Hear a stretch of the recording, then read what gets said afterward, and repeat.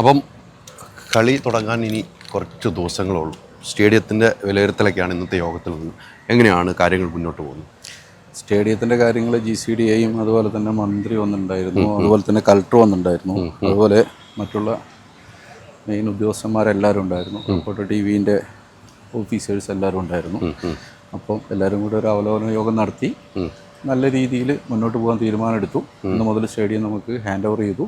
അപ്പോൾ ഇന്ന് മുതൽ നമ്മൾ ഒരു ഇൻ്റർനാഷണൽ ശൈലിയിലേക്ക് ഈ സ്റ്റേഡിയം എങ്ങനെ ഉയർത്താം എന്നതിനെ കുറിച്ചുള്ള തീരുമാനങ്ങളെടുത്തു. അതിനുശേഷം നമ്മൾ ഓരോ ഏജൻസികൾക്കായിട്ട് ഡിവൈഡ് ചെയ്ത് വർക്കുകൾ കൊടുക്കാൻ തുടങ്ങി. അപ്പോൾ എല്ലാ വർക്കുകളും ഇപ്പം എല്ലാ വർക്കുകളും കൊടുത്തു. പെയിൻറ്റിങ്, സീറ്റിങ്, അതുപോലെ തന്നെ ഗ്രാസ്, അതേപോലെ സ്റ്റേഡിയത്തിൻ്റെ ഔട്ട്സൈഡ്, ഇൻസൈഡ്, അങ്ങനെയുള്ള ഓൾമോസ്റ്റ് എല്ലാ വർക്കുകളും കൊടുത്തു. എല്ലാം നല്ല രീതിയിൽ നടക്കുന്നു. കാണുന്ന സ്റ്റേഡിയമൊക്കെ അഴിച്ചു തുടങ്ങി. എത്രയും പെട്ടെന്ന് തന്നെ ഒരു 30 ദിവസത്തിനുള്ളിൽ നല്ല രീതിയിൽ ഒരു ഇൻ്റർനാഷണൽ കളികൾ നടത്താൻ പറ്റുന്ന വിധത്തിൽ സ്റ്റേഡിയം നമുക്ക് ഉയർത്തിയെടുക്കാൻ പറ്റും. നിലവിലെ സാഹചര്യത്തിൽ നമ്മൾ കളിയുടെ ഡേറ്റ് തീരുമാനിച്ചു. 17-ാം തീയതി എന്നാണ് ഡേറ്റ് അന്ന് മന്ത്രി പ്രഖ്യാപിച്ചത്. 17 എന്നുള്ളത്. ടീം എന്നാണ് എത്തുക? ടീം നമ്മുടെ ഓസ്ട്രേലിയൻ ടീം 10-ാം തീയതി എത്തും. അതുപോലെ തന്നെ നമ്മുടെ അർജൻറ്റീൻ ടീം 15-ാം തീയതി എത്തും. അപ്പോൾ ആ സമയത്തോട് കൂടിയിട്ട് ഓൾമോസ്റ്റ് എല്ലാവരും തന്നെ ഫുൾ ഫ്ലെഡ്ജായിട്ട് കേരളം വലിയൊരു മാമാങ്കത്തിൻ്റെ മോഡിലേക്ക് എത്തും എന്നുള്ളതാണ് ഉറപ്പാണ്. ഈ കളി പിന്നെ നമ്മൾ ഫാൻസ് മീറ്റ് എന്നൊരു കോൺസെപ്റ്റ് കൊണ്ടുവന്നിട്ടുണ്ട്. അതെങ്ങനെയാണെന്ന് തീരുമാനിച്ചത്? അത് സർക്കാരാണ് അതിൽ തീരുമാനം എടുത്തിരിക്കുന്നത്. അപ്പോൾ എവിടെ വെച്ചാണ് എങ്ങനെയാണ് നടത്തേണ്ടതെന്നുള്ളത് നമ്മൾ മുഖ്യമന്ത്രി അനൗൺസ് ചെയ്യുന്നതാണല്ലോ നമ്മൾ മന്ത്രി പറഞ്ഞിരിക്കുന്നത്. അപ്പോൾ സ്വാഭാവികമായിട്ടും മുഖ്യമന്ത്രി അനൗൺസ് ചെയ്യുന്നുള്ളത് തന്നെയാണ് എനിക്ക് ഇതുവരെ മനസ്സിലാക്കാൻ പറ്റും. നമ്മളൊരു ഐഡിയ കൊടുത്തിട്ടുണ്ട്. നമ്മൾക്ക് നമ്മുടേതായ ഐഡിയകളസ് നമ്മൾ കൊടുത്തിട്ടുണ്ട്. അപ്പോൾ ആ ഐഡിയ ആണോ സർക്കാരിൻ്റെ ഐഡിയ എന്ന് നമ്മൾക്കറിയില്ല. പക്ഷേ ആ ഐഡിയയ്ക്ക് അനുസരിച്ചിട്ട് അത് മുന്നോട്ട് പോകുമെന്ന് എനിക്ക് തോന്നുന്നു. എനിക്ക് തോന്നുന്നത് അന്ന് നമ്മൾ കാണിച്ചൊരു വീഡിയോ അന്ന് LED കാണിച്ചു യാത്ര ചെയ്യുന്നത്. അത് അങ്ങനെ സ്ഥലങ്ങളിൽ ചെറിയ വേരിയേഷൻ ഉണ്ടാവും എന്നറിയില്ല. അത് സെക്യൂരിറ്റി റീസണൊക്കെ നോക്കി പോലീസാണല്ലോ തീരുമാനം എടുക്കേണ്ടതെന്നാണല്ലോ മന്ത്രി പറഞ്ഞത്. അപ്പോൾ പക്ഷേ ആളുകൾക്ക് കാണാനുള്ള എല്ലാ അവസരവും ഉണ്ടാവും എന്നുള്ളത് ഉറപ്പാണ്. അങ്ങനെ ഒരു യാത്ര ആയിരിക്കും എന്ന് നമുക്ക് വിശ്വസിക്കാം അല്ലേ? അതോടൊപ്പം നമ്മൾ അന്ന് തൊട്ട് നിങ്ങളെല്ലാവരും പറയുന്ന MD ഉൾപ്പെടെ ഉള്ള പറയുന്ന ഇതിൻ്റെ ഒരു ഓപ്പണിങ്, ഇതിൻ്റെ ഒരു ഫംഗ്ഷൻ ഉണ്ട്, അതാണ് ഏറ്റവും വലുതായിരിക്കും എന്ന് പറയുന്നത്. നമ്മൾ ഈ വേൾഡ് കപ്പ് എങ്ങനെയാണോ നടക്കുന്നത് അതിൻ്റെ ഒരു പുനരാവിഷ്കരണമായിരിക്കാം സ്വാഭാവികമായിട്ടും ഇവിടെ നടക്കുക എന്നുള്ളതാണ്. കാരണം എന്ന് പറഞ്ഞാൽ അത്രയും ആളുകൾക്ക് അത് നല്ല രീതിയിൽ കാണാൻ പറ്റുന്ന വിധത്തിൽ അത്രയും വലിയൊരു മാമാങ്കമായിട്ട് തന്നെയാണ് റിപ്പോർട്ടർ TV അതിന് വിഭാവനം ചെയ്യുന്നത്. അതൊരു വലിയ സംഭവമായിരിക്കും എന്നുള്ളതാണ് നമ്മൾക്ക് ഇപ്പോൾ അത് നമുക്ക് ഉൾക്കൊള്ളാൻ പറ്റുന്നതിലപ്പുറം വലിയ ഈവൻ്റ് ആയിരിക്കും. അത് ഈ ലോകത്തുള്ള ഇന്ത്യയിലുള്ള ഒരുവിധപ്പെട്ട സിനിമ സംവിധാനത്തിൽപ്പെട്ട, സിനിമയിൽപ്പെട്ട, അതുപോലെ തന്നെ നമ്മുടെ സ്പോർട്സിൽപ്പെട്ട, അതുപോലെ ബിസിനസ്സിൽപ്പെട്ട, അങ്ങനെ ഒരു രാജ്യാന്തര നിലവാരത്തിലുള്ള മെയിൻ ആളുകളെല്ലാം ഈ സ്റ്റേഡിയത്തിൽ ഉണ്ടാവും എന്നുള്ളതാണ് നമുക്ക് ഇപ്പോൾ മനസ്സിലാക്കാൻ പറ്റും. എനിക്ക് തോന്നുന്നു ഇതിൽ നമുക്കൊരു 50,000 പേര് കൂടുതൽ ഉൾക്കൊള്ളാൻ കഴിയില്ല. മാക്സിമം 50,000, കുറച്ച് നമ്മൾ ഉൾക്കൊള്ളിക്കുള്ളൂ. 50,000 സീറ്റിംഗ് ഉണ്ടെങ്കിൽ. പക്ഷേ ആ 50,000 ആളുകൾ കളി കാണാൻ വരുന്നു. അതോടൊപ്പം ഈ പറഞ്ഞ പോലെ ഇൻ്റർനാഷണൽ ലെവലിലുള്ള ആർട്ടിസ്റ്റുകളൊക്കെ വന്നിട്ട് ഒരു ആ ഷോ കാണാനും ആളുകൾക്ക് ആഗ്രഹമുണ്ടായിരിക്കും. ഇതിനൊക്കെ ടിക്കറ്റ് എന്നൊരു വലിയ കടമ്പയാണ്. ഇപ്പോൾ കഴിഞ്ഞ ദിവസമൊക്കെ സോഷ്യൽ മീഡിയയിൽ വലിയ രീതിക്ക് ടിക്കറ്റിൻ്റെ റേറ്റ് പുറത്തു വന്നു. ഏറ്റവും കുറഞ്ഞ 5,000 രൂപ, 1 കോടി രൂപ ഉണ്ടെങ്കിൽ 3 പേർക്ക്, 50 ലക്ഷം ഉണ്ടെങ്കിൽ 2 പേർക്ക്. അങ്ങനെ ഔദ്യോഗികമായിട്ട് ഇതുവരെ പ്രഖ്യാപിച്ചിട്ടില്ല എന്നുള്ളത് വാസ്തവമാണ്. അത്തരമൊരു വാർത്തകൾ കറങ്ങുന്നുണ്ട്. അത് സ്പോൺസറാണ് തീരുമാനിക്കേണ്ടത് ഈ ടിക്കറ്റിങ് എത്ര വെച്ച് കൊടുക്കണം എന്നുള്ളത്. പക്ഷേ സർക്കാർ ആലോചിച്ച് നമ്മൾ തീരുമാനം എടുക്കുന്നതാണ് നമ്മൾ പറഞ്ഞിരിക്കുന്നത്. അപ്പോൾ ആളുകൾക്ക് അഫോർഡബിൾ ആയിട്ടുള്ള ഒരു റേറ്റിൽ നമ്മൾ ടിക്കറ്റിങ് നടത്തും എന്നുള്ളതാണ്. അപ്പോൾ ഇതിൻ്റെ ഇൻവെസ്റ്റ്മെൻറ്റ് കേരളത്തിലുള്ള, ഇന്ത്യയിലുള്ള, വേൾഡിലുള്ള എല്ലാ ആളുകൾക്കും അറിയാം. ഒരു വേൾഡ് കപ്പ് എങ്ങനെ പുനരാവിഷ്കരിച്ചാൽ മറ്റുള്ള രാജ്യങ്ങൾ മില്യൺസ് കോടി ഉൾപ്പെടെ ഇൻവെസ്റ്റ് ചെയ്തിട്ടാണ് ഈ സംവിധാനത്തിന് കൊണ്ടു നടക്കുന്നത്. പക്ഷേ റിപ്പോർട്ടർ TV പോലുള്ള ഒരു സ്ഥാപനം ഇത് നടത്തുമ്പോൾ റിപ്പോർട്ടർ TVക്ക് വരുന്ന ബാറ്റൺ എങ്ങനെയാണെന്നുള്ളത് എല്ലാവർക്കും അറിയാം. അപ്പോൾ അതിനനുസരിച്ചുള്ള ടിക്കറ്റും റേറ്റ് ആയിരിക്കും നമ്മൾ പ്ലാൻ ചെയ്യുന്നത്. പക്ഷേ എന്നാലും ആളുകൾക്ക് ഉൾക്കൊള്ളാൻ പറ്റുന്ന വിധത്തിലുള്ള ഒരു സംവിധാനം ആയിരിക്കും എന്നുള്ളതാണ് നമുക്കിപ്പോൾ പറയാൻ പറ്റുള്ളൂ. നിലവിൽ നമ്മൾ റേറ്റ് തീരുമാനിച്ചിട്ടില്ല. ഇല്ല. ഈ വരുന്ന വാർത്തകളൊന്നും സത്യസന്ധമല്ല. വാർത്തകൾ സത്യസന്ധമല്ല എന്ന് പറഞ്ഞാൽ വാർത്തകളിൽ കഴമ്പില്ല എന്നുള്ളതാണ് എനിക്ക് തോന്നുന്നത്. കാരണം റിപ്പോർട്ടർ TV റേറ്റ് അനൗൺസ് ചെയ്യുന്നുള്ളതാണ്. അങ്ങനെയാണ് തീരുമാനിച്ചത്. അതോടൊപ്പം തന്നെ മറ്റൊരു പ്രധാനപ്പെട്ട കാര്യം ഇതിൻ്റെ ടെലികാസ്റ്റിംഗ് അവകാശം അല്ലേ, റിപ്പോർട്ട് TV എന്നൊരു സാറ്റലൈറ്റ് ചാനലാണ്, അത് വലിയ ടീമിന് നൽകിക്കൊണ്ടുള്ള തീരുമാനമായിരിക്കുമോ അതോ നമ്മൾ തന്നെയായിരിക്കും?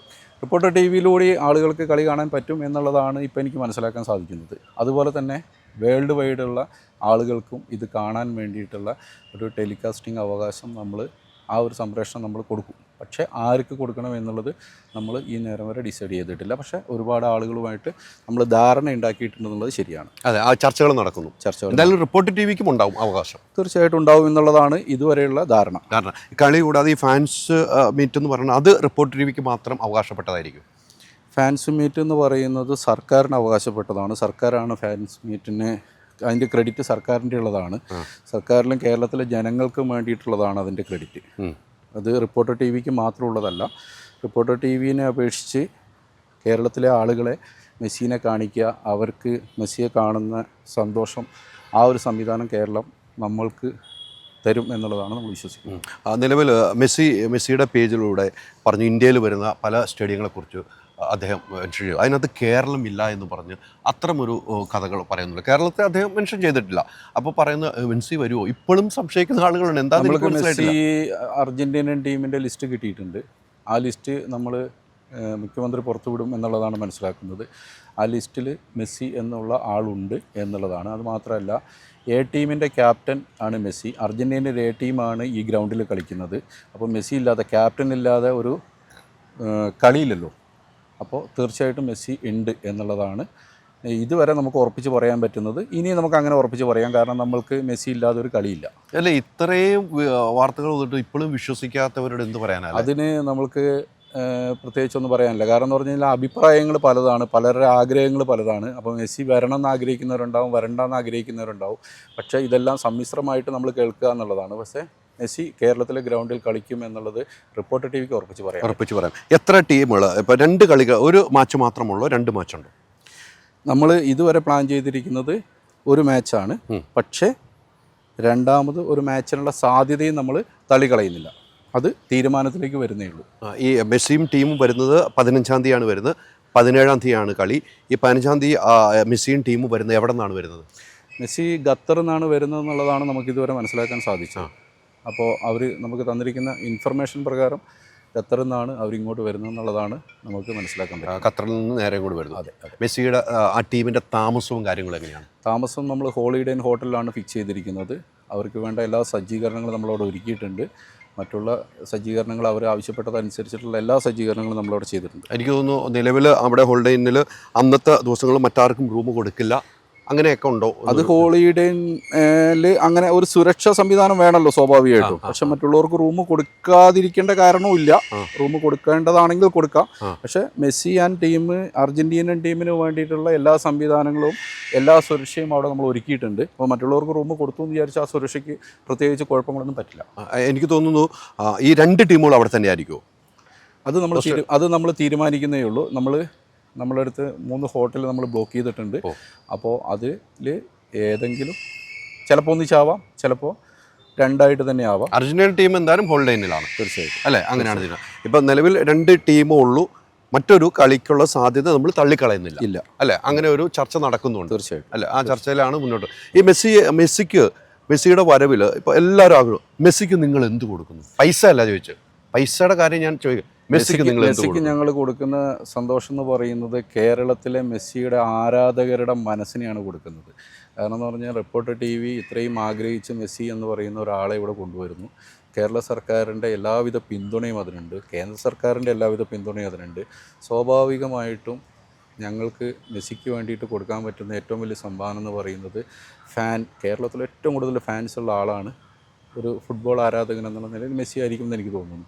അപ്പോൾ മെസ്സിക്ക് അവരുടെ മനസ്സാണ്, അവരുടെ സന്തോഷമാണ് നമുക്ക് ഏറ്റവും കൂടുതലായിട്ട് കൊടുക്കാൻ പറ്റും. അതാണ് നമ്മൾ കൊടുക്കുന്നത്. അതാണ് ഏറ്റവും വലിയ സന്തോഷം. മെസ്സിക്ക് വേറെ ഒന്നിൻ്റെ ആവശ്യമില്ല. കാരണം എന്ന് പറഞ്ഞു കഴിഞ്ഞാൽ മെസ്സി ലോകത്തിലെ ഏറ്റവും വലിയൊരു ഫുട്ബോൾ മിശിഹായാണ്.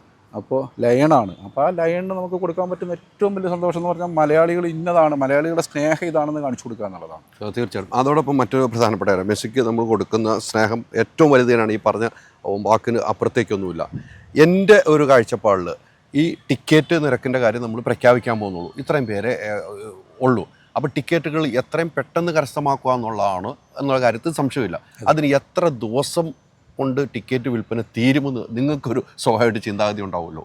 ഞങ്ങളെ അപേക്ഷിച്ചിട്ട് ഞങ്ങളുടെ ഇപ്പോഴത്തെ ഒരു മൈൻഡ് സെറ്റ് വെച്ചിട്ട് ഞങ്ങൾ അത് മനസ്സിലാക്കിയോടെ വെച്ചിട്ട് വലിയ സമയമൊന്നും ഈ ടിക്കറ്റ് നിൽക്കില്ല എന്നുള്ളതാണ്. എത്രയും പെട്ടെന്ന് ടിക്കറ്റ് ഇട്ടാൽ ഏതാനും നിമിഷങ്ങൾക്കുള്ളിൽ ആളുകളുടെ കയ്യിലേക്ക് ഇത് എത്തും എന്നുള്ളതാണ്. കാരണം എന്ന് പറഞ്ഞു കഴിഞ്ഞാൽ ഇത് ഇത്രയും വലിയൊരു ഈവൻ്റാണ്. ആ ഈവൻ്റ് എന്ന് പറയുന്നത് ലോകം കണ്ടതിൽ വെച്ച് ഒരു വലിയ ഈവൻ്റ് തന്നെയായിരിക്കും. കാരണം ഇത്രയും വലിയ ആരാധകരുള്ള ഇത്രയും വലിയൊരു സ്റ്റേഡിയത്തിലേക്ക് ആളുകൾ വരുമ്പോൾ സ്വാഭാവികമായിട്ടും ഇതൊരു വലിയ ഈവൻ്റായിട്ട് തന്നെ നമ്മൾ അതിനെ കാണണം.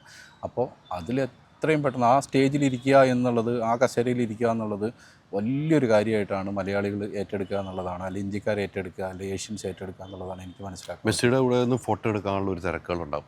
അപ്പോൾ VIP വന്നിട്ടൊന്ന് ഫോട്ടോ എടുക്കണമെന്ന് പറഞ്ഞാൽ നിങ്ങൾ പ്രതിസന്ധിയിലാവുമല്ലോ? അല്ല, നമ്മളെ മലയാളികൾക്ക് കൃത്യമായിട്ട് കാര്യങ്ങൾ ബോധ്യപ്പെട്ട് കാര്യങ്ങൾ ചെയ്യാൻ കഴിവുള്ള ആളുകളാണ്. അപ്പോൾ അതിനുവേണ്ടി നിയോഗിക്കപ്പെട്ടിട്ടുള്ള ആളുകൾ ഉണ്ടാവാം.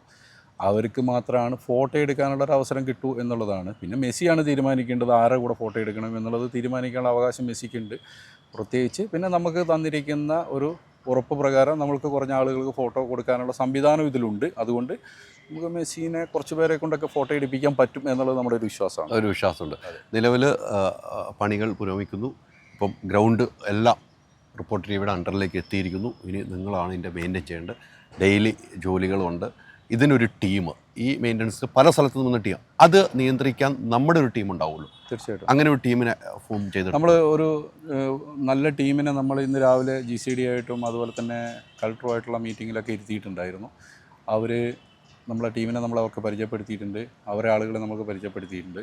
അപ്പോൾ അങ്ങോട്ടും ഇങ്ങോട്ടുള്ള കാര്യങ്ങളെല്ലാം പരസ്പര ധാരണ പ്രകാരം മുന്നോട്ട് പോകാൻ വേണ്ടി തീരുമാനമെടുത്തിട്ടുണ്ട്. ഇത് നല്ല രീതിയിൽ നടക്കും. കാരണം എന്ന് പറഞ്ഞു കഴിഞ്ഞാൽ ഇതൊരു വലിയ ഈവൻ്റ് ആണെന്നും ഈ ഈവൻറ്റിനെ എല്ലാവർക്കും താല്പര്യമുള്ളൊരു ഈവൻ്റാക്കി എടുക്കണമെന്നും GCDക്ക് വളരെ ആഗ്രഹമുണ്ട്. DCൻ്റെ ചെയർമാൻ ഉൾപ്പെടെയുള്ള എല്ലാവരും ഈ ഇതിലുണ്ടായിരുന്നു, മീറ്റിങ്ങിലുണ്ടായിരുന്നു. അപ്പോൾ സ്വാഭാവികമായിട്ടും ഇതൊരു നല്ല ഒരു സംവിധാനമായിട്ട് മുന്നോട്ട് പോകും. തീർച്ചയായിട്ടും നല്ല സംവിധാനമായിട്ട് മുന്നോട്ട് പോകും. നമുക്ക് കാത്തിരിക്കാം. 17-ാം തീയതി വരെ കാത്തിരിക്കാം. എന്തായാലും മെസ്സി വരുന്നത് 16-ാം തീയതി വരുന്നു, 15-ാം തീയതി വരുന്നു, 16-ാം തീയതി അദ്ദേഹം വിശ്രമിക്കുന്നു. 17-ാം തീയതി ഈ ഗ്രൗണ്ട് നമ്മൾ അതിലൊരു വ്യത്യാസമുണ്ട്. 16-ാം തീയതി നമുക്ക് ഈവൻ്റ് ഉണ്ട്, ഈ ഗ്രൗണ്ടിൽ നമുക്ക് ഈവൻ്റ് ഉണ്ട്. 17-ാം തീയതി നമുക്ക് ഈവൻ്റ് ഉണ്ട്. അപ്പോൾ 2 ദിവസവും നമ്മൾക്ക് മെസ്സി ആരാധകർക്ക് മെസ്സിനെ കാണാനുള്ള അവസരം തീർച്ചയായിട്ടും ഈ ഗ്രൗണ്ടിലുണ്ട്. ഈ ഗ്രൗണ്ടിൽ 16 കളിയില്ല, അന്ന് ട്രെയിനിങ് ഉണ്ട്. ട്രെയിനിങ് മാത്രമല്ല, നമ്മൾ വലിയൊരു ഈവന്റും അന്ന് പ്ലാൻ ചെയ്യുന്നുണ്ട്. 16-ഉം 17-ഉം ഈ ഗ്രൗണ്ടിൽ ആളുകൾക്ക് മെസ്സിനെ കാണാനുള്ള എല്ലാവിധ സംവിധാനം ഉണ്ടാവും. അപ്പം മറക്കണ്ട, 16 ഒറ്റ ടിക്കറ്റിൽ കാണാൻ പറ്റുമോ? ഇല്ല. നിങ്ങൾക്ക് ഇന്ന് കാണേണ്ടവർക്ക് നാളെ മെസ്സിനെ കാണേണ്ട കാര്യമില്ല. ഇത് എല്ലാവർക്കും അവസരം കൊടുക്കുക എന്നുള്ളത്. അല്ല, കളി കാണാൻ താല്പര്യമുള്ളവരായിരിക്കും. ഇതൊരു വലിയ കളി. മെസ്സിയെ കാണാൻ വന്നവർക്ക് അന്നുണ്ട്. 16-ാം തീയതി ഈവന്റ് ഒരു വലിയ കളിയായിട്ട് തന്നെ നമ്മൾ കണ്ടാൽ മതി. കാരണം 16-ാം തീയതി ഈവന്റ് എന്ന് പറയുന്നത് നമ്മുടെ അർജന്റീനൻ ടീമിന്റെ ട്രെയിനിങ് പ്രോഗ്രാം, അതുപോലെ തന്നെ ഷൂട്ട് ഔട്ടൊക്കെയാണ് ഇവിടെ നടക്കുന്നത്. അതൊരു വലിയ കളി തന്നെയാണ്. ചെറുതായിട്ട് അതിനെ കാണണ്ട. വേൾഡ് കപ്പ് ടീമാണ് ഇവിടെ കളിക്കുന്നത്. അതിന് വേറെ ടിക്കറ്റാണ്. അതിന് വേറെ ഒരു ടിക്കറ്റ് എന്നുള്ളതാണ് നമ്മുടെ മനസ്സിൽ പ്ലാൻ ഉള്ളത്. പക്ഷെ 16-ഉം 17-ഉം നമുക്ക് കളി കാണാനുള്ള അവസരമുണ്ട്. അതെന്നുള്ളതാണ്. ടിക്കറ്റ് അല്ലല്ലോ, പൈസ ഒന്നും അല്ല. ഇപ്പം മലയാളിക്ക് ഇതിനെ ഈ മാമാങ്കത്തിന് ഒരു സംവിധാനം എന്ന് പറഞ്ഞാൽ പൈസ ഇല്ലാത്ത മലയാളികൾ വളരെ കുറഞ്ഞ ആളുകളേ ഉള്ളൂ. പക്ഷേ അതിന് സർക്കാർ സംവിധാനം ഒരുക്കിയിട്ടുണ്ട്. അപ്പോൾ അത് ഒരുക്കിയിട്ടുണ്ടല്ലോ. അപ്പം എല്ലാവർക്കും മെസ്സിനെ കാണാനുള്ള സംവിധാനം എന്നുള്ളതാണ് നമ്മൾ ഗവൺമെൻറ്റും മുഖ്യമന്ത്രിയും അതുപോലെ തന്നെ മന്ത്രിമാരും ഒക്കെ പറഞ്ഞിരിക്കുന്നത്. MLA-മാരും അതുപോലെ തന്നെ പ്രതിപക്ഷവും ഭരണപക്ഷവും ഒക്കെ പറഞ്ഞിരിക്കുന്നത് എല്ലാവർക്കും താല്പര്യമുള്ള വിഷയമാണ്. ഇതൊരു രാഷ്ട്രീയ വിഷയങ്ങളൊന്നുമല്ലല്ലോ. ഇതെന്ന് പറയുന്നത് ഒരു വലിയ ഒരു മാമാങ്കത്തിന് എല്ലാവരും കേരളം അങ്ങനെയാണല്ലോ. ഒരു മാമാങ്കം വന്നാൽ കേരളത്തിലെ എല്ലാവരും ഒറ്റക്കെട്ടായിട്ട് ഒന്നിച്ച് നിൽക്കും എന്നുള്ളതാണല്ലോ. അപ്പോൾ കേരളത്തിൽ ഒരു ദുരിതം വന്നാലും എല്ലാവരും ഒന്നിച്ച് നിൽക്കും, അതുപോലെ തന്നെ ഒരു സന്തോഷം വന്നാലും എല്ലാവരും ഒന്നിച്ച് നിൽക്കും. ഇതൊരു വലിയ സന്തോഷത്തിൻ്റെ അവസരമാണ്. അപ്പോൾ മലയാളികൾ എല്ലാവരും ഒന്നിച്ച് നിൽക്കും. അത് വലിയൊരു കാര്യമാണ്. അതാണ് മലയാളി എന്ന് പറയുന്ന, മലയാളീൻ്റെ സ്നേഹം എന്ന് പറയുന്നത്. ഇതിൻ്റെ സുരക്ഷയാണ് പിന്നെ പ്രധാനപ്പെട്ട കാര്യം. സുരക്ഷ എനിക്ക് തോന്നുന്നു സർക്കാരിൻ്റെ ഒരു മേൽനോട്ടത്തിൽ തന്നെയായിരിക്കും സുരക്ഷ ഒരുക്കുക. പോലീസിൻ്റെ സന്നാഹവും അങ്ങനെ ഒരു സുരക്ഷ ആയിരിക്കുമല്ലോ. അല്ല പുറത്തുനിന്നുള്ള ഏജൻസി ഒന്നും സാധ്യത ഉണ്ടോ? കേരള പോലീസ് എന്ന് പറയുന്നത് നല്ല കഴിവുള്ള ഉദ്യോഗസ്ഥന്മാരുള്ള, കഴിവുള്ള ഓഫീസേഴ്സുള്ള, കഴിവുള്ള പോലീസുകാരുള്ള ഒരു വലിയ സംവിധാനമാണ്. കേരള പോലീസിന് കൃത്യമായിട്ട് ഈ ഈവൻറ്റിനെ കൺട്രോൾ ചെയ്ത് കൊണ്ടുനടക്കാൻ പറ്റും എന്നുള്ളതാണ് നമുക്ക് മനസ്സിലാക്കാൻ പറ്റുന്നത്. പിന്നെ ഡിസ്ട്രിക്ട് കളക്ടർ നേരിട്ടാണ് ഈ ഈവൻറ്റിനെ ഹാൻഡിൽ ചെയ്യുന്നതും ഈ ഈവൻറ്റിനെ വീക്ഷിക്കുന്നതും ഈ ഇവൻറ്റിനെ കോർഡിനേറ്റ് ചെയ്യുന്നതും. അപ്പോൾ സ്വാഭാവികമായിട്ടും ഇതൊരു നല്ല രീതിയിൽ നടക്കും. ഇതിൽ പ്രത്യേകിച്ച് ഒരു ബുദ്ധിമുട്ടില്ലാതെ, ആർക്കും ബുദ്ധിമുട്ടില്ലാത്ത വിധത്തിൽ നല്ല രീതിയിൽ ഇത് നടക്കും എന്നുള്ളതാണ് നമുക്കിപ്പോൾ മനസ്സിലാക്കാൻ സാധിക്കുന്നത്. അങ്ങനെ തന്നെ നടക്കണം എന്നുള്ളതാണ്. അത് മലയാളികളുടെ സപ്പോർട്ടും സഹായവും നമ്മൾ ആവശ്യപ്പെടുന്നുണ്ട്. മലയാളികൾ നമ്മുടെ കൂടെ നിൽക്കും എന്നുള്ളതാണ്. കാരണം നമ്മൾ മലയാളികൾക്ക് വേണ്ടിയിട്ടാണ് ഈ സംവിധാനം ചെയ്യുന്നത്. ഇതൊരു ഫണ്ട് മോട്ടിവേഷനുള്ളൊരു കാര്യമായിട്ട് റിപ്പോർട്ടർ TV ഏറ്റെടുത്തിട്ടില്ല. അതുകൊണ്ടാണ് നമ്മൾ കേരളത്തിലുള്ള എല്ലാ ചാനലുകളുടെ സപ്പോർട്ട് ചോദിച്ചിരിക്കുന്നത്. അപ്പോൾ റിപ്പോർട്ടർ TV മാത്രമല്ല, കേരളത്തിലെ എല്ലാ ചാനലുകളും നമ്മളെ സഹായിക്കും. നിങ്ങൾ ഉൾപ്പെടെയുള്ള എല്ലാവരും ഇതിനെ സഹായിക്കും എന്നുള്ളത് കൊണ്ട് നമുക്ക് ഇതൊരു വലിയ ഇവൻ്റായിട്ട് കൊണ്ടുനടക്കാം. ഇതൊരു ഒറ്റക്കെട്ടായിട്ട്, ഒരു മാമാങ്കം ഒറ്റക്കെട്ടായിട്ട് നമ്മൾ ആഘോഷിക്കുന്നു എന്നുള്ളതാണ്. ഒരു മീഡിയ ഇത് നമ്മുടെ കേരളം എന്ന് പറയുന്ന ഒരു ഫാമിലിയിലെ വരുന്ന ഒരു അതിഥികളെ നമ്മൾ നല്ല രീതിയിൽ സ്വീകരിക്കുന്നു എന്നുള്ളതാണ്. അത് അങ്ങനെ കണ്ടാൽ മതി അതിനെ. തീർച്ചയായിട്ടും ഈ ഒരു ഇവൻ്റ് വലിയ ഇവൻ്റാണ്. 2 ദിവസം, അതാണ് ഏറ്റവും പ്രധാനപ്പെട്ട. ഇപ്പോൾ അന്ന് കളി മാത്രമല്ല, തലേ ദിവസവും ഒരു ഇവൻ്റ് മെസ്സിയുടെ ടീം ഉൾപ്പെടെ ഇവിടെ ഇരുന്നു. അത് കാണാനുള്ള അവസരമുണ്ട്. അതോടൊപ്പം ഈ ലോകത്തുള്ള മലയാളികൾക്ക് എല്ലാവർക്കും അഭിമാനിക്കാവുന്നൊരു മുഹൂർത്തമാണ് റിപ്പോർട്ടർ TVയും കേരള സർക്കാരും ഒരുക്കിയിരിക്കുന്നത്. അതിൽ എല്ലാവരും ഭാഗവാക്കാക്കുക. നമുക്ക് അഭിമാനിക്കാവുന്ന മുഹൂർത്തത്തിലേക്കാണ് നമ്മൾ യാത്ര ചെയ്യുന്നത്. വിഷയ വരില്ല എന്ന് പറഞ്ഞവർക്ക് ചുട്ട മറുപടി തന്നെയാണ്. വിഷയ ഈ കേരളത്തിലെത്തും. അത് റിപ്പോർട്ടർ TV തന്നെ കൊണ്ടുവരുന്നു. എല്ലാവിധ ആശംസകളും കൂടെ ഉണ്ടാകും യാത്രയിൽ. Thank you. 25 കാറുകൾ, 30 സ്കൂട്ടറുകൾ, 30 ഗോൾഡ് കോയിൻസ്, 60 ഇന്റർനാഷണൽ ട്രിപ്സ്, ദിവസേന 1 ലക്ഷം രൂപ, 25 കോടി രൂപയുടെ ഡിസ്കൗണ്ടുകളും സമ്മാനങ്ങളുമായി മൈജി ഓണം മാസോണം. MyG future, experience the next.